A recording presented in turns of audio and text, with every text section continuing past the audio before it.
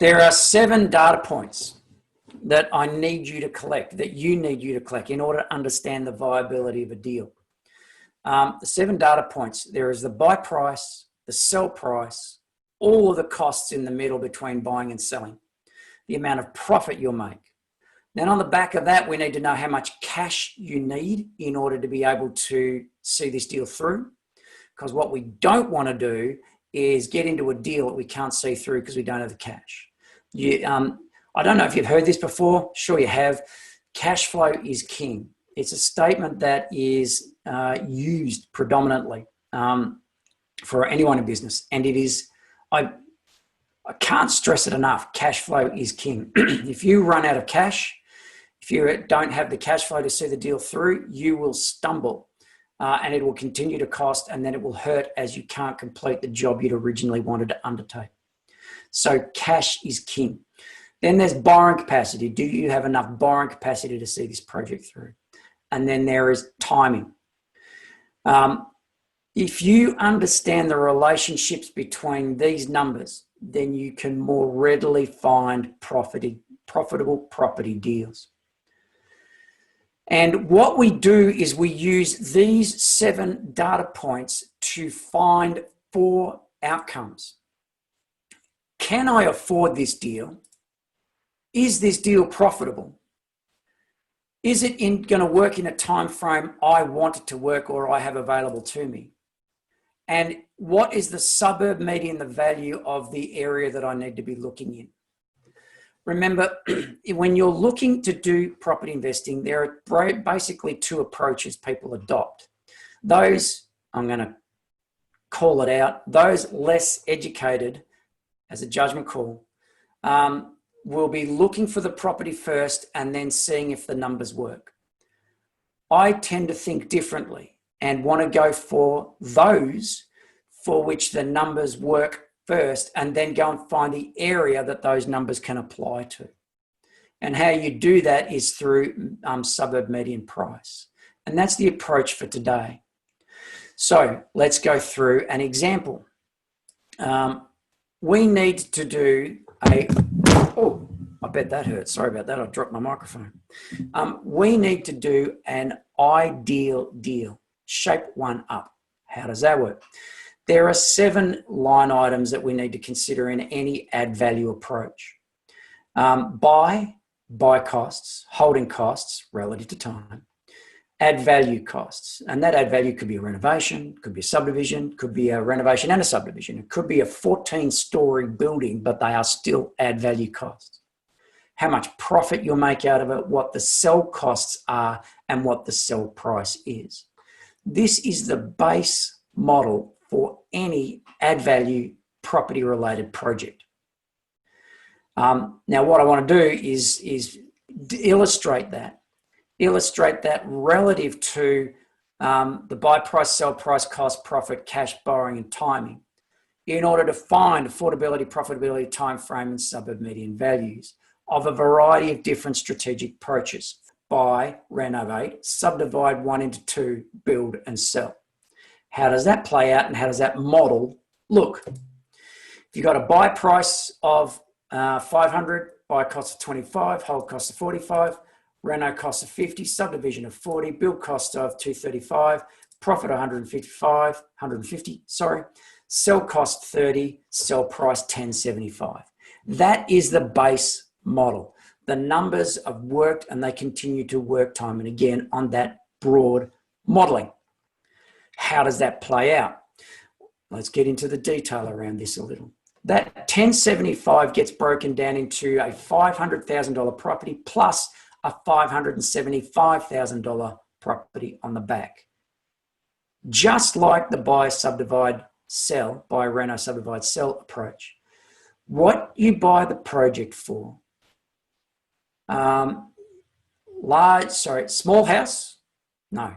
Unrenovated house, there I'm getting it now. Unrenovated house on a large block, subdivide, sell the renovated house on the front smaller block for about the same price as what you bought the project for. It holds true for a buy, reno, subdivide, sell, as it does for a buy, reno, subdivide, build on the back and sell. The house on the back, of course, has added value to the land, and we need to sell that in excess of our renovated house on a small block because it is a brand new home. And we have the capacity and the justification for being able to sell a brand new home for a higher price than a renovated property on a small block. And the way the modeling works is that your renovated front house is about 100% of the buy price, and your house on the back sells for about 115% of buy price. Again, a set of statistics that is repeatable. Okay, so how does this play out? Odd, but all good. Okay, hold costs. How do the hold costs calculate? Well, we're going to hold land for 12 months. We're going to build for 6 months. And we're going to need 80% LVR on both. Now, you can do this as a residential project. It doesn't have to be commercial.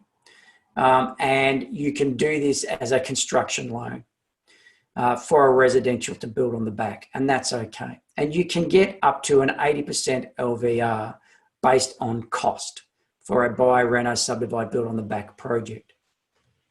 All right, 12 months is 6%. Again, 4% current interest rate plus 2% in costs.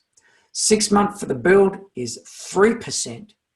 And I've picked 3% because the build cost is approximately 6 months. Therefore, it's 1.5 plus some costs.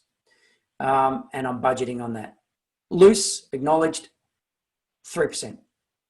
Our build cost is $235. And generally speaking, our build cost, now here's a base rule around the relationship between blocks of land and construction.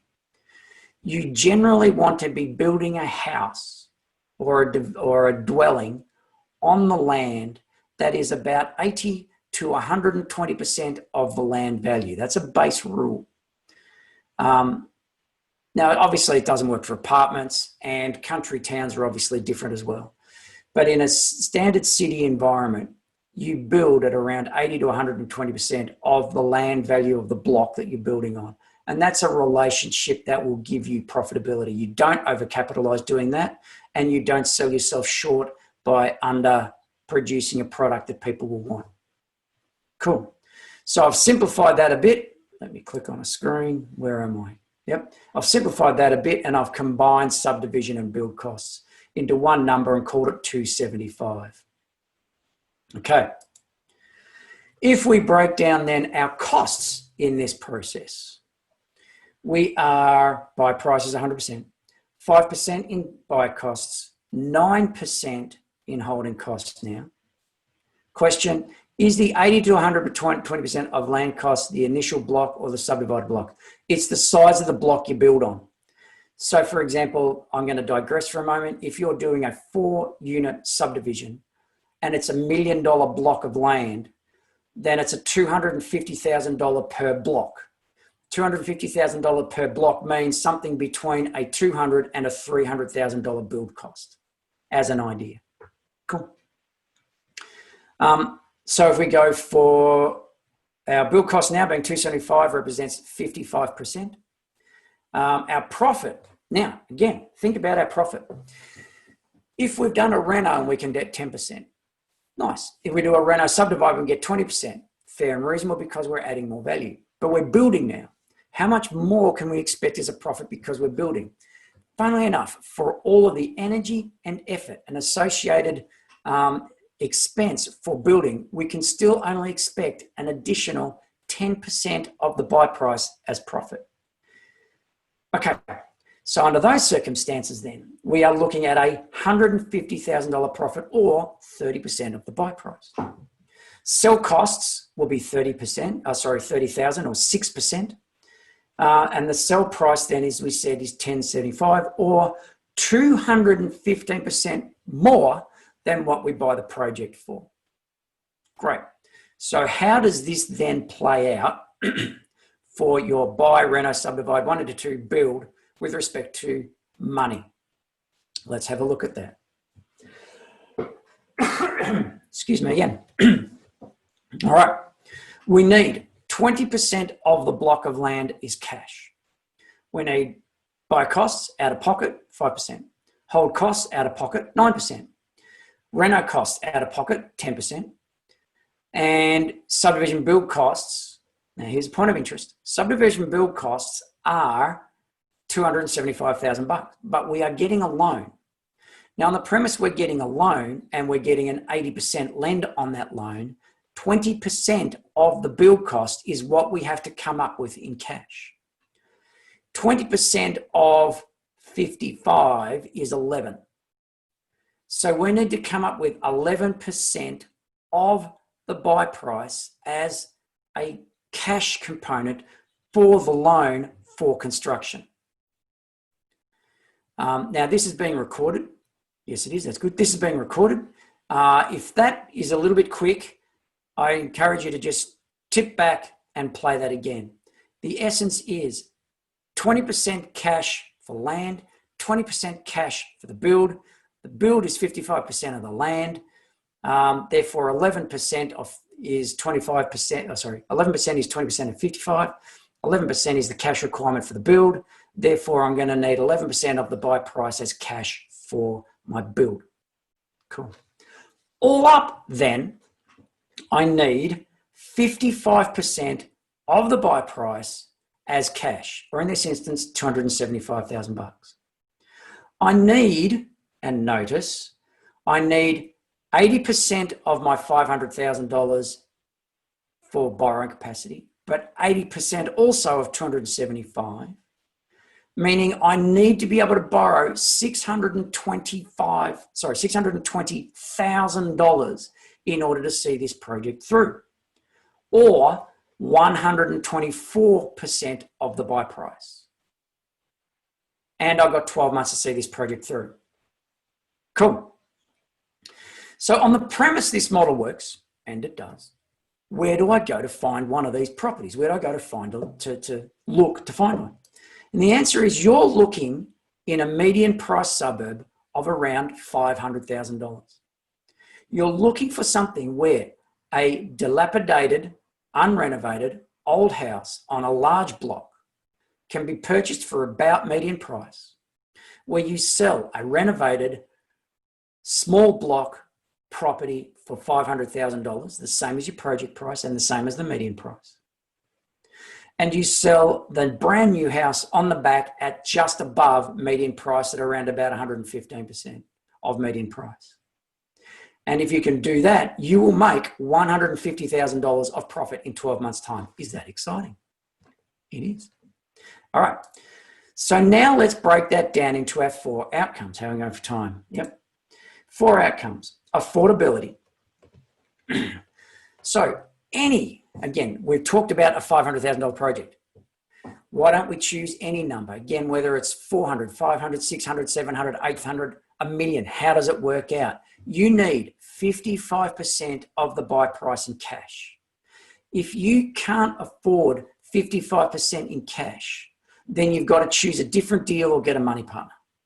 Say, for example, you have ambitions of buying a $1 million project. That means you're going to need $550,000 in cash. If you don't have that, again, you're going to need to go to a money partner or choose a cheaper product. You'll need 124% of the loan value. If I'm going to buy $1 million project, that means I'm going to need $1.24 million in borrowing capacity. If I don't have that, I need a cheaper project. Profitability. If I'm going to do, how much am I going to make out of this? I'm going to make 30% of the buy price. If I've got $1 million property, that's $300,000 in profit. You know what? I'm comfortable with that, but I've got to have the cash and the borrowing capacity to do so. 12 months to complete it. And the median suburb price is the same as my buy price. Just see how it plays out. All right, cool. So let's do an example. Let's say, for example, we're looking for something at a buy price of $800,000. We need 55% in cash or 440, and we need 990 in borrowing capacity. You know what? I think I can do that. Profitability is 240. I'm in. I'm excited by that. Time frame 12 months. Perfect. Suburb median value $800,000. Wonderful. Just see how it plays out. See the evolution and thinking that's occurring here. The reason why I'm doing this from a renovate, subdivide, build is to have you grow your thinking so that you see things differently.